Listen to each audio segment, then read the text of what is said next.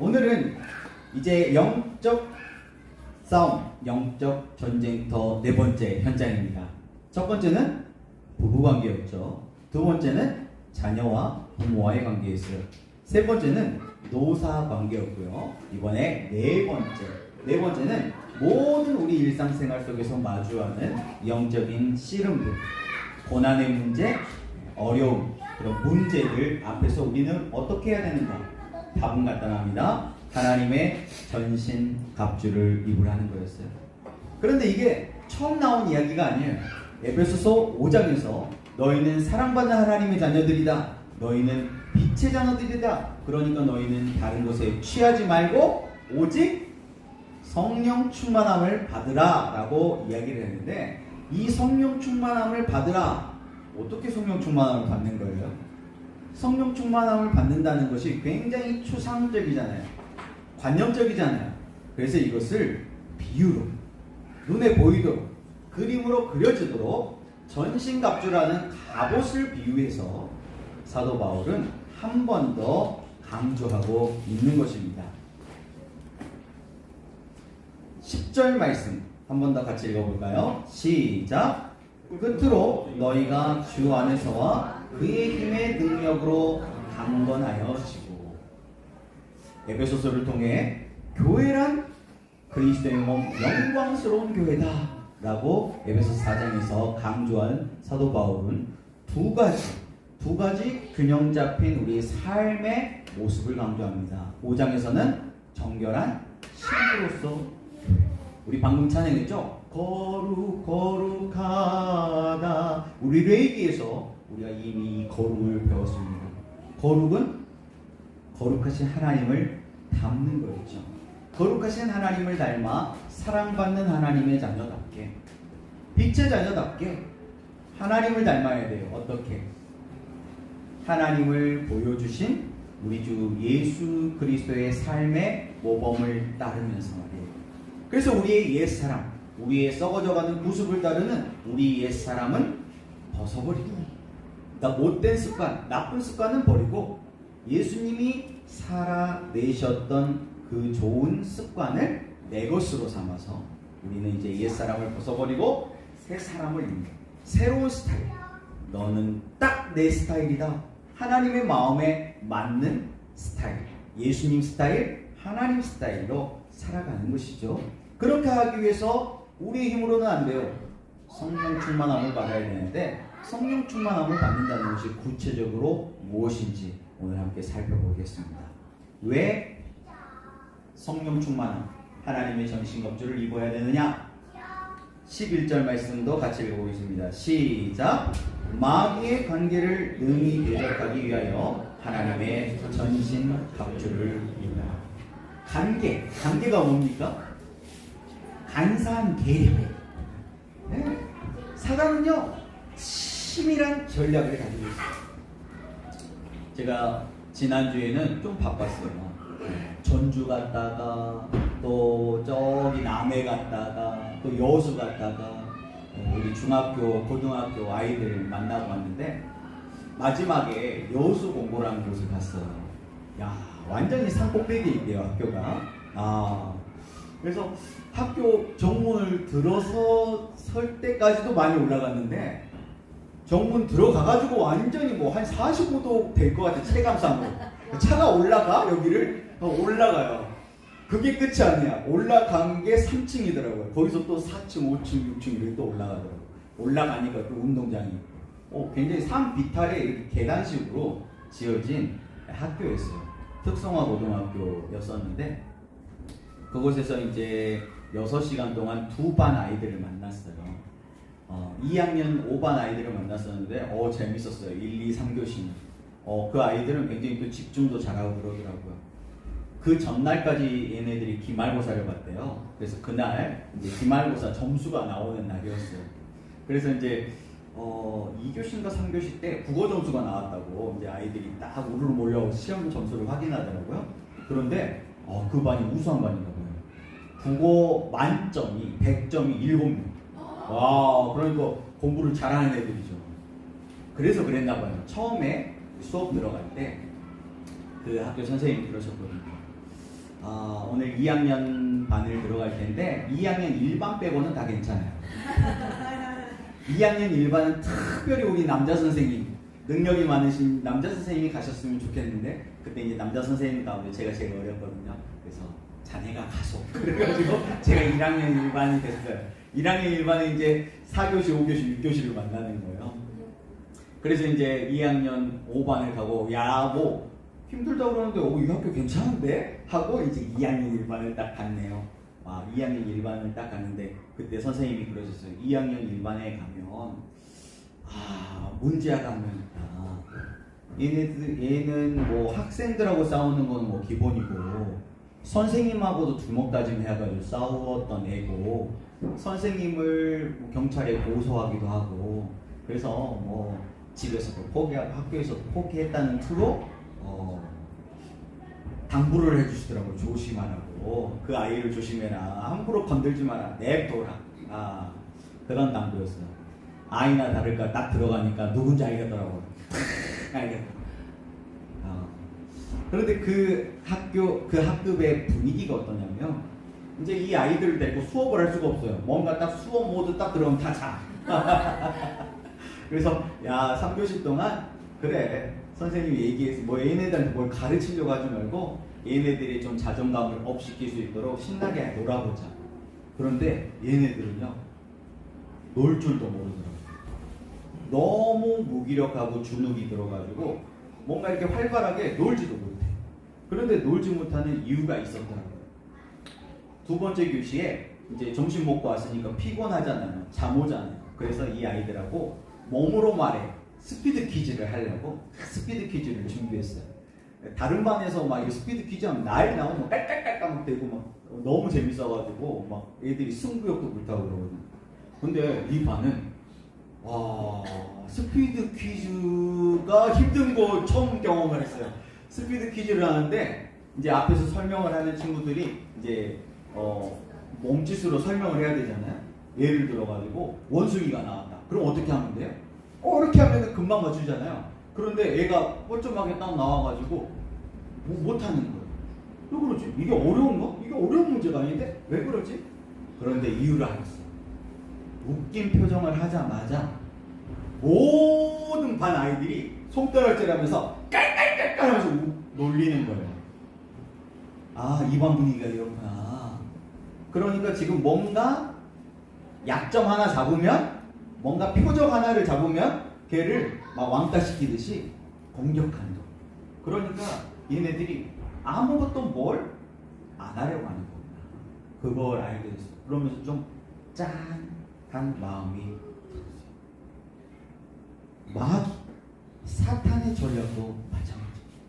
우리의 아킬레스, 우리의 약점, 그 약점을 물어뜯는 거예요. 넘어질 때까지 계속 공격하는 거죠. 누구 닮았어요? 우리 출애굽기에서 배웠던 5대 광야 아말렉 족속들 같지 않아요? 아말렉 족속이 이스라엘 백성들이 출애굽해가지고 이제 가나안 땅으로 진군하고 있을 때 지쳐요. 누가? 어린 아이들, 그리고 노약자, 노인들, 이런 힘이 약한 그룹들이 본진에서 뒤처지게 돼요. 이 뒤처진 연약한 이 약자들을 약탈하고 죽이고 괴롭혔던 족속이 아말렉 족속. 하나님은요 이렇게 약자를 괴롭히는 아말렉 족속과 같은 그런 행위를 너무 싫어합니다. 그래서 하나님께서 이 아말렉 족속을 어떻게 하라고 했죠? 진멸이라는 것은 남녀노소 누구나 한 명도 남김없이 다 죽여. 그리고 그것에서 끝나지 않아. 역사 속에서 이 이름이 지워져 버리게 아예 처음부터 있었는 줄도 모르게 만들어 버리라. 그래서 실제 그렇게 됩니다. 하나님은 약자를 괴롭히는 걸 너무너무 싫어해요. 사탄의 전략이거든요. 그래서 마귀는 이 간사한 계략을 통해서 우리의 약점을 집요하게 물건들어줘요. 저와 여러분의 약점이 뭔지 아십니까? 여러분은 뭐가 약점이세요? 사단이 집요하게 공격하는 것만. 나의 약한 부분이 어떤 부분인지를 알아야 우리는 방어할 수 있겠죠. 저도 세 줄일기를 써보기 전에는 잘 몰랐는데 세 줄일기를 써보고 나니까 저의 약점이 억울함이라는 걸 알게 됐어요. 저는 어떤 억울한 상황이 되거나 억울한 말을 들으면 뚜껑이 열리더라고요. 뚜껑이 열리면 그때부터 이제 감정이 폭발하니까 이성이 작동을 안 하는 거예요. 그러면 아주 사단이 저를 마음대로 좌로나 우로나 치우치는 정도가 아니고 흔들어버리는, 마음대로 가지고 놀아버리는 그런 상태가 되더라고요. 근데 처음부터 그렇진 않고 처음에 억울함이라는 단계가 오는데 이때 깨어있으라, 정신을 차리지 못하면은 그 다음 사탄이, 우리가 보통 낚시를 할 때 어떻게 낚시를 해요? 낚시 해보신 분들은 알 거예요. 낚시에 미끼를 껴가지고 바로 던지나요? 던지기 전에 하는 게 있어요. 떡밥 들어봤어요? 밑밥을 깔아줘요. 떡밥을 탁 깔아주면 물고기들이 모여요. 그러면 거기에다 이제 찌에다가 딱 미끼를 해가지고 착 던지는 거예요. 처음에 억울함은요, 밑밥 던지는 거예요. 지금 사단이 저를 잡으려고 처음에 밑밥을 뿌리는 거예요. 그런데 그때 제가 정신을 못 차리고 그 밑밥, 그 억울함이라고 하는 부정적인 감정이 쌓여가지고 그걸 막 주워먹어. 억울함을 묵상해. 주님을 묵상해야 되는데, 말씀을 묵상해야 되는데 그 억울함을 막 묵상하는 거예요. 주신 감사가 더 많은데 감사보다는 원망 불평, 그 억울함을 묵상하는 거예요. 그러면 그 다음에 어김없이 지렁이가 탁 나와요. 미끼. 그 미끼가 뭐예요? 억울함이 올라오니까 제 안에서 막 화가 올라오고 분노가 쌓이잖아요. 그러니까 제 안에 복수심이라는 것이 탁, 억울함을 가만 놔두면은 이게 누룩처럼 점점 불어가지고 더 큰 감정인 복수심인 거죠. 복수해! 사단이 유혹하는 거예요. 야, 복수해! 야, 한 대 맞으면 10대 때려버려! 그럴 때 그거를 덥석 물면 어떻게 할까요? 이제 그때는 이제 사단의 낚싯바늘에 걸린 거죠. 그러면 이제 마음대로 끌고 가는 거예요. 그 복수심이 딱 올라와가지고 복수를 딱 하잖아요. 그러면 바로 사단이 뭐라 그래요? 바로 정죄하면서 네가 그러고도 목사야! 그러면 이제 그때부터 어떻게 되겠어요? 아니라고 부정을 해보지만 내 안에서 수치심과 죄책감이 막 몰려오는 거예요. 그럼 어떻게 되나요? 무기력해지는 거예요. 그래, 내가 뭔 목사야. 우리 집안 하나도 건사 못하고 나 하나도 지키지 못하는 내가 누구를 지키겠다고? 그냥 목회 그만하자. 죽으려면 혼자 죽어야지. 다른 사람들을 괴롭게 할 거 뭐 있어? 막 이런 부정적인 생각으로 가득 찬 거예요. 그러면서 무기력하게 딱 다운이 되면은 예전에 보면은 그 기에서 벗어나는데 몇 개월이 걸려요. 그런데 이 세 줄을 쓰고 보니까 그런 감정의 변화 패턴들이 보이는 거예요. 그리고 이것이 내가 그러는 게 아니고 내 안에서 배후에서, 내 안이 아니고 내 밖에 배후에서 역사하는 사단의 전략이라는 걸 알았어요.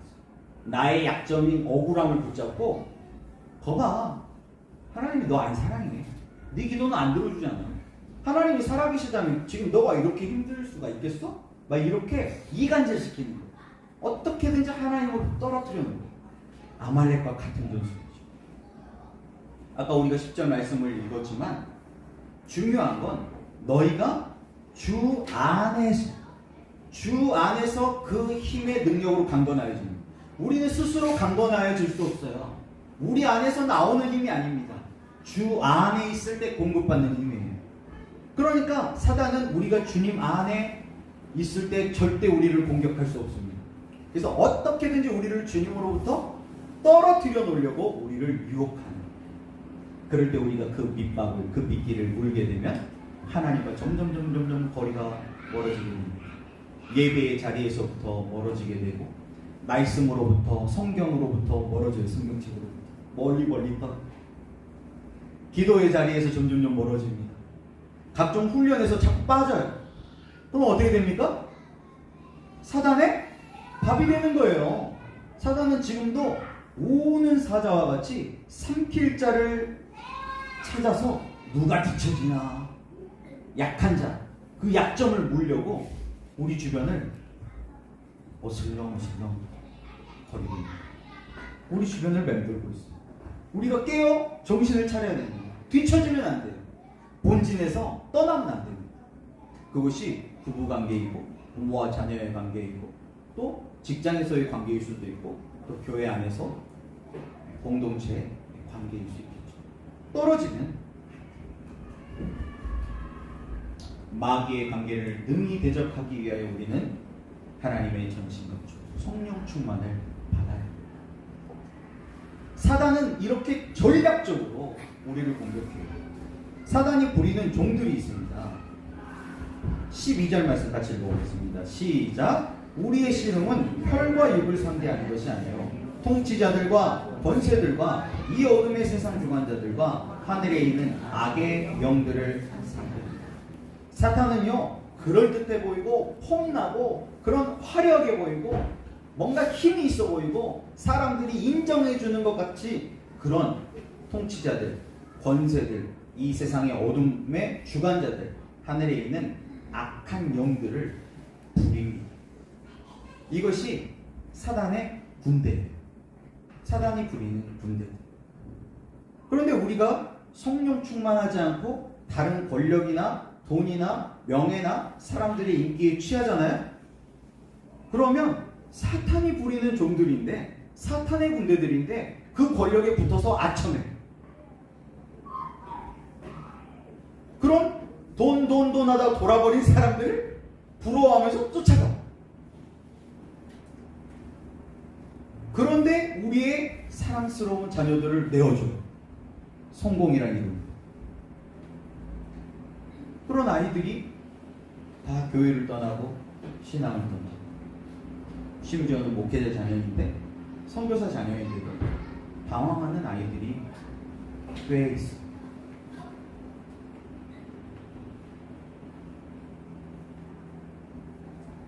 우리의 싸움은 영적 싸움, 영적 싸움, 영적 전쟁이라고도 부르죠. 영적 전쟁, 영적 전쟁이라는 단어는 성경에 안 나와요. 그런데 영적 씨름이라고 에베소서에서 기록하고 있습니다. 전쟁, 우리는 전쟁, 전투 생각하면은 뭔가 우리 남북 전쟁 뭐 이런 것처럼 막 군대에 싸우는 전쟁 이런 걸 상상하게 되잖아요.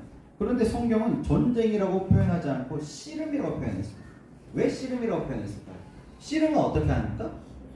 1대1로 힘겨루게 하는 거잖아요. 힘싸움 하는 거잖아요. 힘이 약한 사람이 넘어가는 거예요.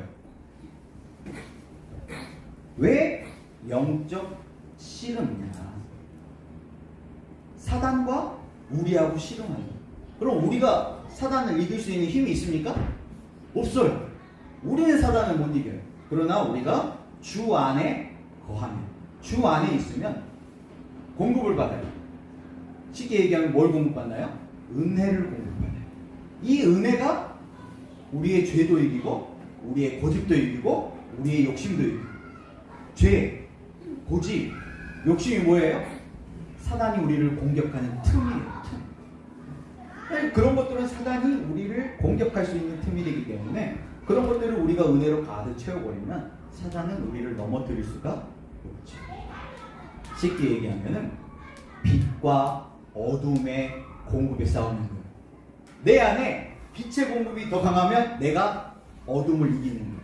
그런데 빛의 공급은 약하고 어둠의 공급이 많네? 그러면 내 마음은 아무리 믿음으로 살겠다 그래도 넘어가는 거예요.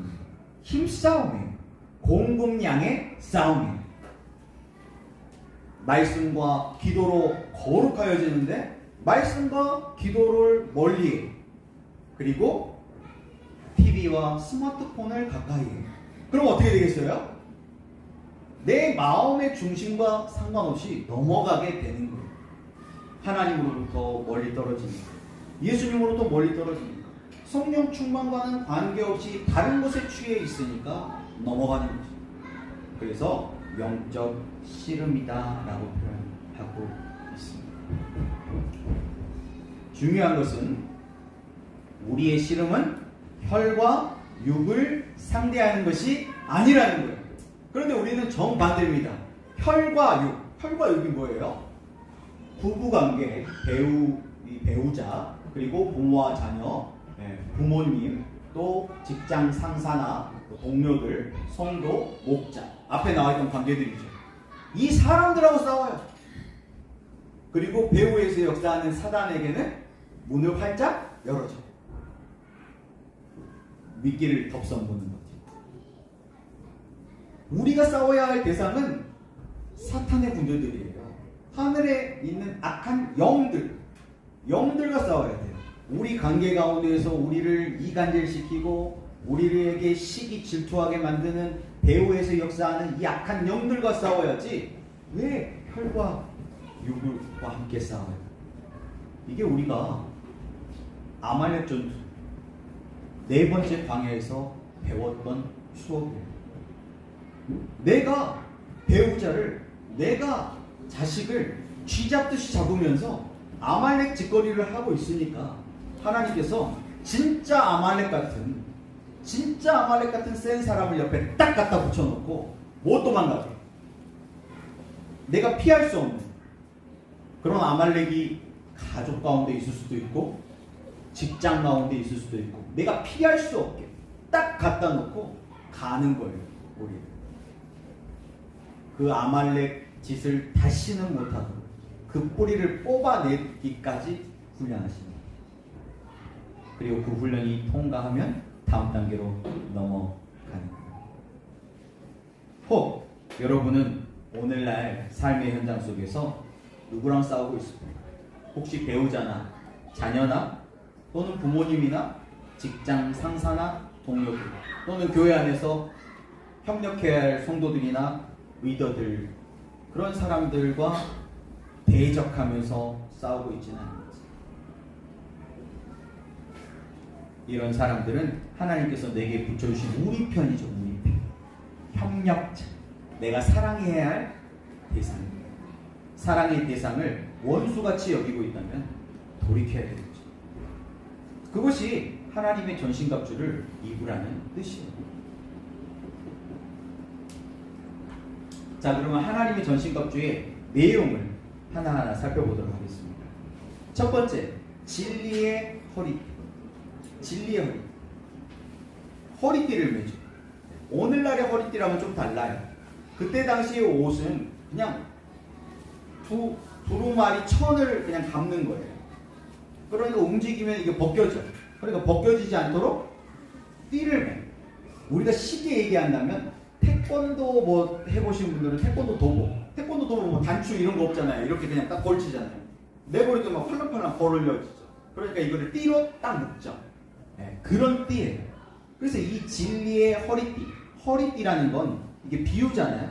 띠는 뭔가를 고정하는 거예요. 단단하게 이게 풀리지 않아요. 우리의 생각이나 우리의 정신이나 이런 것들이 풀리지 않도록 단단히 딱 메어주는 띠, 중심을 잡아주는 것이죠. 그래서 진리의 허리띠는 우리가 이 사단의 마귀의 악한 관계, 이 악한 전략에 빠져서 우리가 나쁜 일, 어둠의 일 빠지지 않도록 진리의 말씀으로 우리의 마음을 단단히, 우리의 중심을 단단히 동여매라. 중심을 딱 잡아라. 마음을 단단히 먹어라. 라는 의미의 진리의 허리. 여러분은 어떠세요? 제가 예전에 이렇게 목회자 성경연구원을 만나고 말씀을 한 권 한 권 이렇게 공부해 보기 전에는 저는 뭐 양림교회를 오랫동안 다녔지만 양림교회 이런 성경 공부나 이런 훈련 프로그램이 없었어요. 지금은 모르겠지만 그냥 예배만 열심히 드렸죠. 봉사하고. 그리고 제가 뭐 선교단체 출신도 아니었기 때문에 CCC 뭐 캠프 한 번 따라가면 뭐 것이 다인데 이런 체계적인 훈련을 받아본 적이 없었어요. 어려서부터 뭐 할머니에게 말씀을 많이 듣고 했지만 이게 구슬이 선말이라도 깨어야 보배인데 뭐 아는 건 많은데 이게 깨어지지를 않았기 때문에 좌로나 우로나 쉽게 치우쳐. 그래서 인생 곡선을 그려보면은 이 성경 공부를 하기 전에는 위아래로 좋을중도 아니고 좋았다 싫었다 파동물처럼. 그런데 딱 말씀으로 무장되기 시작하면서 그 파동이 줄어들더라고요. 지금도 좋을 때 있고 안 좋을 때 있지만 그게 계산이 되는 수준에서 왔다 갔다 하는 거죠. 마치 비트코인처럼 올랐다 내렸다 계산이 안 되는 게 아니고 건강한 주식같이 계산이 되는 범위 안에서 움직인다는 거죠. 여러분은 어떠세요? 그게 진리의 허리띠가 있는 사람과 없는 사람의 차이. 진리의 허리띠로 무장하시길 바랍니다. 말씀 충만, 성령 충만이에요. 두 번째는 뭡니까? 의의 호신경입니다. 가슴을 보호해주는 갑옷이죠.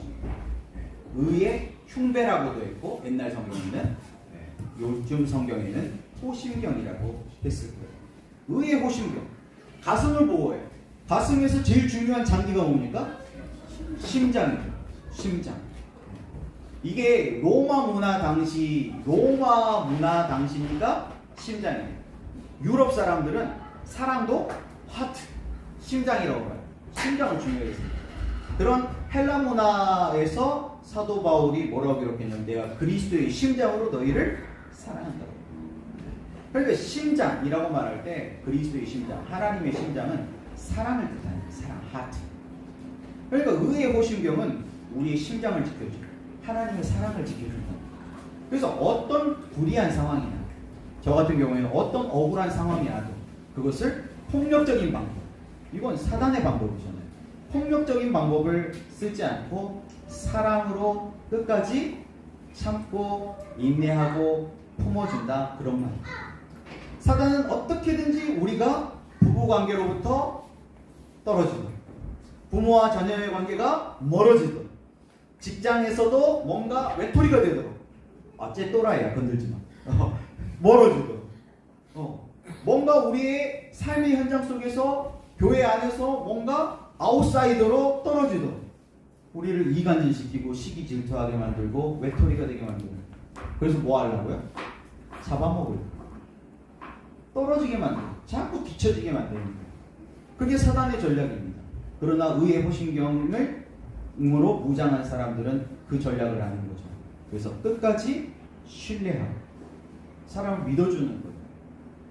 신뢰하고 사랑해주는 거죠. 그것이 의의 호신경으로 성령 충만으로 무장한 사람들의 특징입니다. 세 번째는 평안의 복음으로 준비한 신발. 신발은 뭐 할 때 신어요? 밖에 나갈 때 신죠. 평안의 복음으로 준비한 신발을 신었다라는 말은 내가 어디를 가든지 무엇을 하든지 뭐 하겠다는 거예요? 평안의 복음을 전하는 발이 되겠다는 거죠. 평안의 복음을 전하는 발. 그런데 어떻게 전해요? 말로만. 말로는 엄청 전도해. 그래서 삶으로는 주변 사람들 봤을 때 난 너같이 살기 싫은데 네가 믿는 하나님은 난 싫은데 그런 사람들이 있을 수 있죠. 엄청 전도하는데 사기쳐. 그러면 아니잖아요. 그래서 이 평안의 복음에 준비한 신발을 신는다는 말은 내가 먼저 복음으로 무장이 된다는 뜻이에요. 내 마음이 평안하다는 뜻이죠. 그래서 내가 먼저 이 평안의 복음을 누리며 산다는 뜻이에요. 내가 어디에서 무엇을 하든지, 어떤 직장 안에 있든지, 어떤 공동체 안에 있든지, 우리의 가정의 형편이 어떠하든지 그 평안을 유지한다는 것. 그게 평안의 복음의 신발로 무장한 사람들의 특징입니다. 이 사람들은요, 빛의 자녀들처럼 행합니다. 우리 마태복음에서 공부했죠. 예수님께서 제자들을 부르시기도 전에 너희는 세상의 소금이다, 빛이다 라고 말씀하셨습니다. 그것은 앞으로 이제 제자들이 변화될 삶에 대한 예언적인 말씀이셨죠. 빛에, 너희가 세상의 빛이다. 세상의 빛으로 살아간다는 게 뭐예요?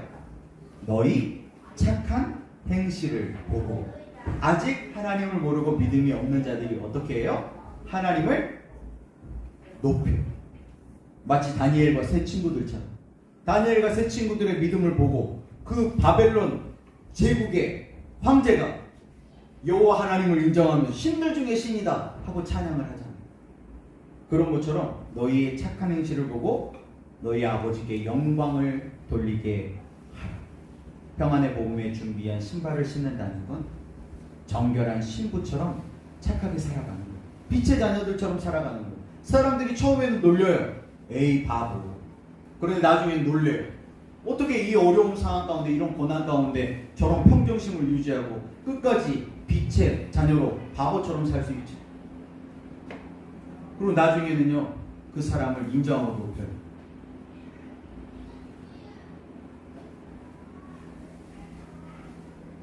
그것이 평안의 복음에 준비한 신발을 신는 사람들의 특징입니다. 다음은 믿음의 방패. 믿음의 방패. 믿음의 방패는 좀 더 구체적으로 기록하고 있습니다. 16절 보니까 모든 것 위에, 이 모든 것 위에 믿음의 방패를 가져야 됩니다. 왜냐? 이 믿음의 방패가 뭐 하는 거냐면 믿음의 방패를 가지고 이로써 능히 악한 자의 모든 불화살을 소멸하고. 사단이 우리를 공격할 때요, 대충 봐주질 않아요. 딱 걸렸다 싶으면은 모든 수단과 방법을 가리지 않아요. 모든 수단과 방법을 동원해가지고 그 수단과 방법은 때로는 겉모습은 배우자일 수도 있고요, 자녀의 모습일 수도 있고요, 직장 상사나 내가 의지하고 도와줬던 동료의 얼굴일 수도 있고요, 저일 수도 있고요, 교회의 성도의 모습일 수도 있어요. 그러나 우리의 싸움이 혈과 육에 대한 것이 아니죠. 그 배후에서 역사하는 사단, 악한 영들이 조작한 거예요. 제가 아까 얘기 드렸죠. 똑같은 말이에요. 다른 사람들은 그 말에 꼭지가 돌지 않아요. 그런데 저는 그 말에 꼭지가 돌아요. 어떤 말이에요? 억울한 말. 그거는 그 사람의 문제가 아니에요. 내 문제지. 이걸 해결하는 것이 출애굽기로 말하면 5대 광야의 첫 번째 광야예요. 첫 번째 광야를 통과하지 못한 사람의 특징은 남 탓하느라 시간을 낭비해. 매일 배우자 탓, 자식 탓, 부모님 탓, 직장 누구 탓, 하면서 세월을 낭비해. 그래서 광야가 40년이 되었더라. 하나님이 세팅하시면 1년 반인데 광야 40년이 돼도 인생 안 끝나는 광야. 누구 탓이 아니에요. 내 안에 약점이죠. 내 안에 약점이 있는 거예요. 그런데 내가 뭐가 약점인지를 모르는 거예요, 내가. 그러니까 사단이 계속 그 부분을 붙잡고 공격하는 거예요. 사단이 밥이 돼가지고 맨 원망불평하는 거예요. 원불교에 빠져가지고 원망불평, 교만교. 원망불평, 교만. 교만이 제일 무서워요. 교만이 뭡니까? 쉽게 얘기하면 나 잘났다 이거예요. 나 하나님 없이도 살 수 있어요. 하나님과 떨어져 있는 상태가 교만입니다. 사단은 우리를 원망불평에 빠지게 해서 우리를 교만한 상태로 만들어요. 그래서 잡아먹어요.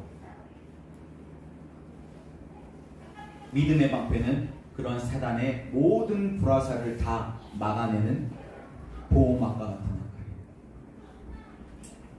우리가 믿음 안에 있어요.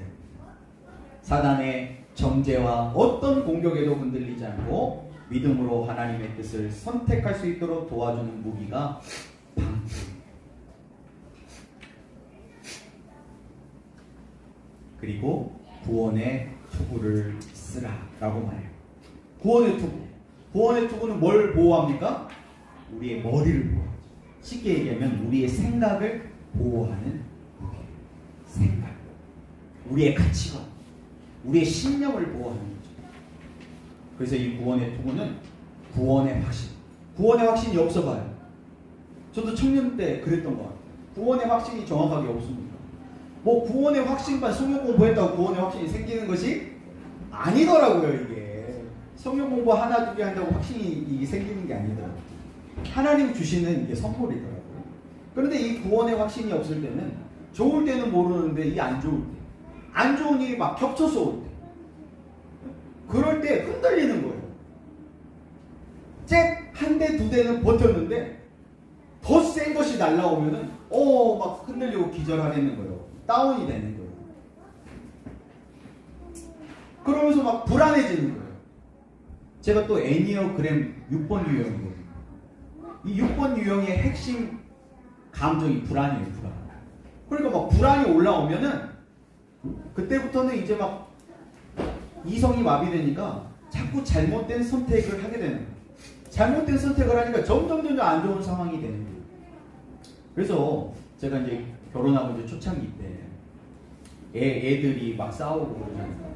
그러면 제 안에 불안이 올라와요. 왜? 어떤 불안? 우리 아빠처럼 내가 행동을 할까?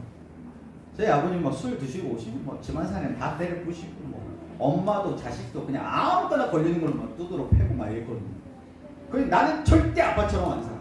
나는 그런 가정은 안 이룰 거야. 그래서 사실 청년 때 결혼도 안 하려고 그랬어요. 그런 가정을 이룰까? 나같이 우리의 자녀들도 불행할까? 그래서 우리의 가정에서는 절대 큰 소리 나면 안 된다. 그래서 막 싸우고 있으면은 저도 막 올라오죠. 그거를 내가 심호흡하면서 누르고 있는 거예요. 왜냐하면 내가 입이 열리면 우리 아버지처럼 큰 소리가 나오고 큰 소리가 나면 큰 소리가 안 끝나고 손찌검을 하고 그러면 이제 부모와 자녀의 관계에서 안 보고 사는 거죠. 그렇게 될까봐 뭐 불안이 올라오는 거예요. 이 불안을 제가 누그러뜨리는 방법으로 사용했던 게 방치였어요. 방치. 내버려두는 거예요. 그 상황. 왜냐하면 이거를 긍정적으로 뭐 긍정훈육을 배워가지고 이 긍정적으로 이거를 해결하는 방법을 배우지 못했어요. 그런 상황에서는 항상 뭐 욕, 뺨을 맞는다든지 그냥 매를 맞고 그냥 그래가지고 안 보고 각자 방으로 가는 거. 그것만 저는 어렸을 때 저희 부모님으로 배웠거든요. 그러니까 이걸 어떻게 수습해야 될지 잘 모르겠어요. 지금은 이제 조금 훈련이 돼가지고 그런 상황 속에서 긍정적으로 이걸 푸는 방법들을 많이 배우고 또 그것을 제 몸으로 습득하고 했기 때문에 지금은 조금 달라졌지만 그때는 그랬어요. 구원의 그런 구원의 확신이 없을 때 우리는 불안에 휩싸입니다. 그럼 실수하게. 그러면 점점 마치 늪에 빠진 것처럼 내가 그런 상황을 만들고 있는 거예요. 주변 환경이 어떤 배우자가 자식이 어떤 우리의 직장에 누군가가 그렇게 만드는 게 아니고 내가 그렇게 만드는 거예요. 마치 제가 경험할 때 2학년 일반 아이들처럼 서로 놀리고 공격하고 그 분위기가 모든 아이들을 다 그렇게 만들고 있더라고요. 서로 다 왕따. 서로 건들지 마. 건들기만 하면 뭔가 막 일촉즉발 주먹이 나올 것 같아. 한 3-4번 위험했거든요. 와 저러다 그냥 붙어버릴 것 같더라고요. 애들이 치고 먹고. 그런데 그 전에 뭔 사건 사고가 있었던 것 같아요. 이 학교에. 학교 폭력으로. 그래서 이 아이들을 한 반에 다 모아놓은 것 같고 그래서 이 아이들이 뭔가 이렇게 선을 넘진 않더라고요. 그래서 좀 안심이 됐어요. 뭔가 선을 넘으려고 하면은 바로 미안 막 사과하더라고요. 네, 그러니까 1학년 때 뭔 대형 사고가 있었던 거죠.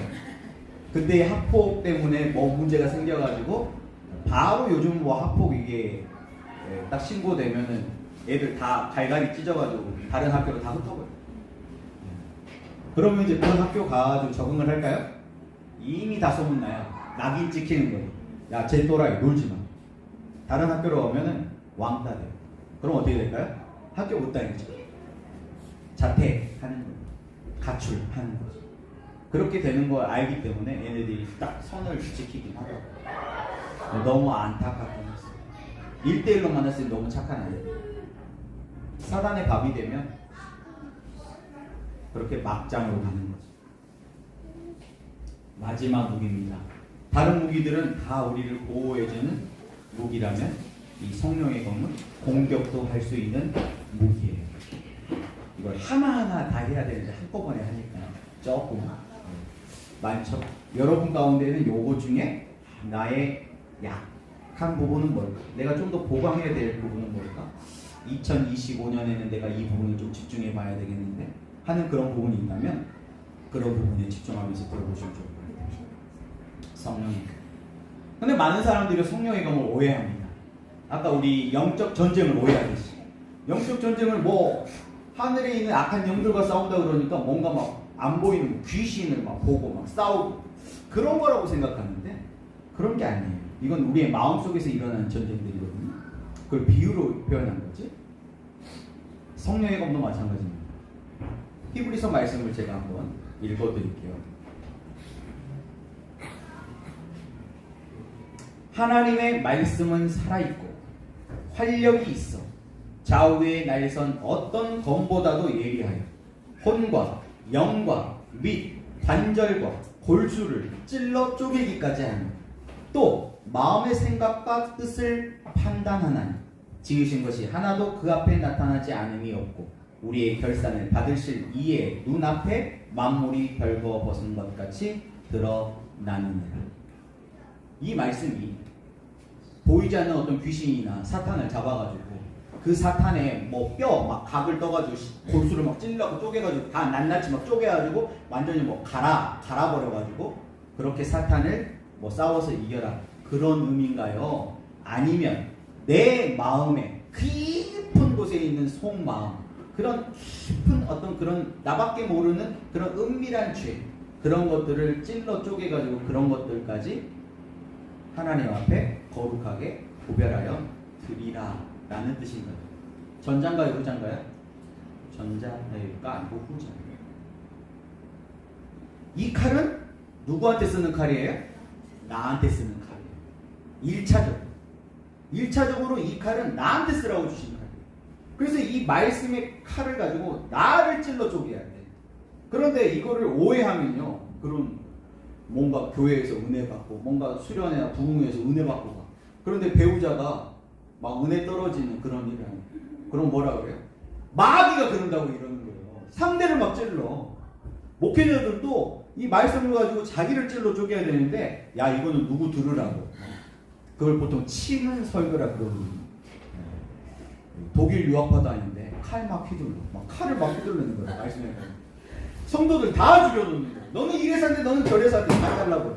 나중에 보면은 자기 가족들만 남아요. 미성숙한 목회자도 그럴 수가 있어요. 이 검은요 나를 위해 사용합니다. 그래서 아까 얘기했죠. 원망, 불편, 교만, 교통.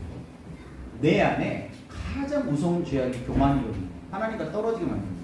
그래서 내 마음과 내 생각을 찔러 쪼개서 아주 깊고 은밀한 곳에 숨어있는 그 교만을 끄집어내가지고 잘라버립니다.